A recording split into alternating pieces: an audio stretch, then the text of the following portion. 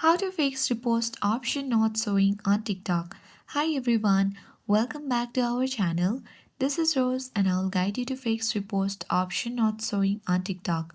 Without further ado, let's get started. First of all, make sure TikTok app is up to date. Launch Play Store or App Store. Navigate to Profile and search for TikTok app.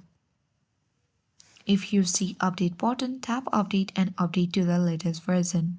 Once done, long press on TikTok app icon and tap on eye icon. Here you will be required to tap on storage uses and tap on clear cache.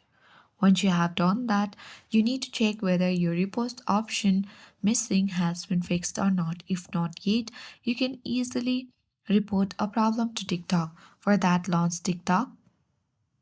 Tap on profile icon and bottom right corner of your screen. Then tap on three-bar menu icon at top right and navigate to Setting and Privacy. Scroll down towards the bottom and then select Report a Problem. Scroll down, tap on Chat with Us.